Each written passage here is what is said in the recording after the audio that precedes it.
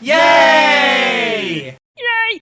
One more example of computing a potential introduces our first example of what we might call a line integral.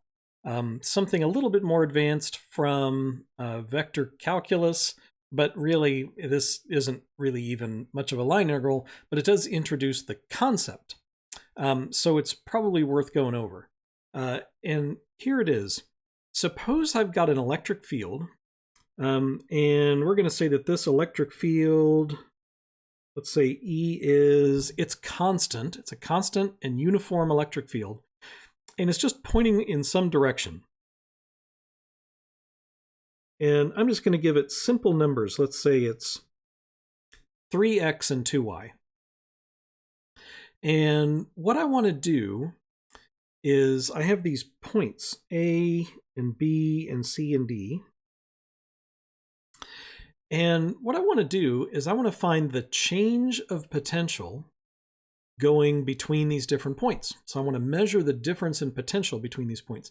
Now remember what E is. The electric field is pointing downhill in some sort of a height map, some sort of a space, potential space.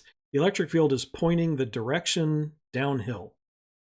So if I'm going, let's just think about it for a second. If I'm going from A to B, it looks like I'm going at least a little bit downhill, right? Because the electric field is sort of up and to the right. So going from A to B and B to C, I'm sort of going downhill. C to D, I'm sort of going opposite to the electric field, so I must be going uphill, and the same for D to A. Okay. So if I know what the electric field is, this is an example of trying to find V, the change of potential, if I know the electric field. Last time, I think the previous example, we found the electric field if you know the potential. You take the derivative of the potential, negative derivative of the potential, and you get the electric field.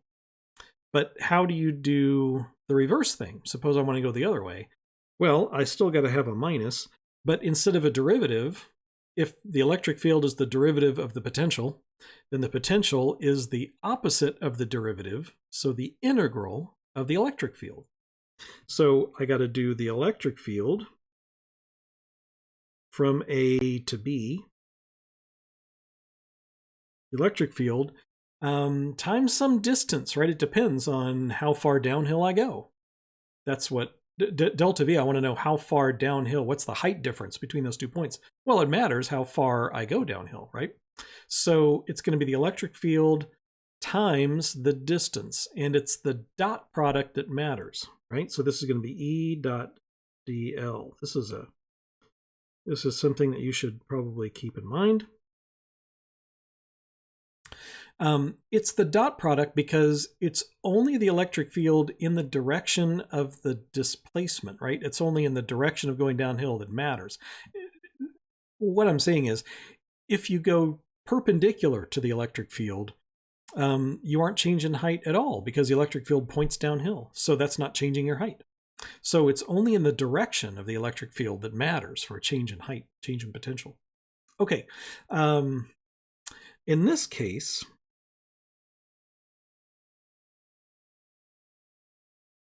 now normally you might have some E as a function of position, and so you would actually have to do an integral. This is a little bit easier. This is our first sort of baby steps into line integrals. And in this case, it's actually really easy because E is constant, it's uniform. So in this case, E is constant. So here's what we have. If E is constant, then it comes right out of that integral, right? So in that case, it's just delta V is just going to be E minus E dot. What's the integral of dl? It's just the change in L. It's just the change of displacement going from A to B. I guess I can put these in here. A to B. Okay, just the displacement from A to B. So it's just the dot product of E times the displacement. Okay, so let's do it. Let's do it for each one of these. So delta V, let's actually compute it. Delta V AB, oh, I didn't give dimensions on this thing. Let's say this is 4 centimeters and 2 centimeters. Let's say it's like that. Okay, so if I go from A to B, this is going to be minus, I'm just going to plug in what I got. E is 3 and 2. What is the vector? What is the displacement from A to B? Well, it looks like what happens is that I go 4 in the x direction. Oh, I'm sorry. Let's just not make it any more complicated than we need.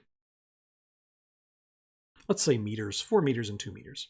All right, that'll keep the numbers small and easy. Okay, so what is the displacement from A to B? Well, it looks like I go 4 meters in the x, and I don't do anything in the y. So there we go. So if I take this dot product, I just multiply across, right? The x's multiply across. So this is minus 12 volts. There we go. So that's the change in voltage, the change in height from A to B is minus 12. How about the change from B to C? So that's minus 3, 2. What is the vector from B to C? It looks like I go up 2 in the y, nothing in the x. So this looks like minus 4 volts. And then you want to see if it makes sense. Should they be minus? Yeah, because in both of those directions, I'm going at least a little bit downhill. How about delta V from C to D? So still a minus 3, 2 dot. Now I go 4 to the left. So this looks like I pick up 12 volts. It's positive. I'm going uphill. And then you can kind of guess what's going to happen here. D to A. And notice this depends on what direction you go. It depends if you're going uphill or downhill. Minus 3, 2 times going from D to A. What do? I go nothing in the X and I go up minus 4 in the Y. So this looks like a plus 4 volts. Okay, so that's the change of voltage as I go to each of these points. And then look what happens. How about this? What is the change in voltage going all the way around A, B, C, D? If I go all the way around, I just add up the changes from leg to leg, from point to point.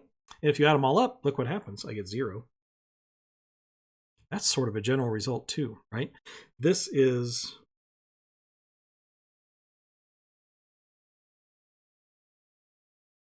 the origin. We'll spend more time on this later. This is the origin of things that we call conservative fields. Something is conserved as we go around it, and what's conserved is going to be the change in voltage. As I go around from A to B to C to D and back to A, I don't change voltage at all going around a complete loop. Put that in the back of your head from when we talk about circuits. So the change in voltage around a loop is going to be 0. In terms of heights, that makes perfect sense. If no matter what you do, if you go from A to B to C to D and then back to where you started, what's your total change in height? Well, you're back where you started, right? So the total change in height is going to be 0. So in that sense, the gravitational field, the amount of work you do, right, as you go around is going to be 0 because you gain energy going down and then you lose energy trying to come back up. But the total is always going to be 0. It's a conservative field. So in general, what you're going to learn, or what you have learned in calculus and what we're going to harp on later, is that fields for which, when you go around, when you evaluate this line integral around a closed path, this means that delta V A, B, C, D, which is equal to the negative closed integral, right? A closed path. E dot dl is equal to 0. These are conservative fields. So if the line integral is 0 all the way around, that's called a conservative field. So we'll be doing this quite a bit more as we go along. Oh, one more thing to notice. Here's what tends to trip people up. What if I were doing this? What about, let's see, I'll do it over here. What is delta V A to C? Here's what you're tempted to do. You're tempted to take sort of the Pythagorean distance between A and C, like square root of 4 plus square root of 2, that, or square root of 4 squared plus 2 squared, and somehow use that. Don't do that. Delta VAC, all that is, it's just delta VAB plus delta VBC. It's just minus 16. We just add up the way to get there from A to B and B to C. If it's a conservative field, that means it's also path independent. It doesn't matter how you get there. So pick the easy path that gets you from one to the other. I could go all the way from A to C. I could do this. I could say it's minus 3, 2, dotted with, what's the vector from A to C? If I didn't want to add up the pieces, could I go right from A to C? Sure, because that is just the vector, 4 in the X and 2 in the Y. And when I take this dot product, I get minus 16, same thing. So it's path independent. It doesn't matter if you go straight there, or if you take a whole bunch of little paths, or if I just take a crazy path. If I do all those independent, here's a little DL, DL, DL, DL, DL. If I take E dot DL everywhere along the path, I'm going to get the same answer, which is minus 16. So that tends to trip people up. People want to use some sort of distance from A to C, but you don't. You want to use the vector from A to C, because E is not necessarily along that direction. So just something to keep in mind.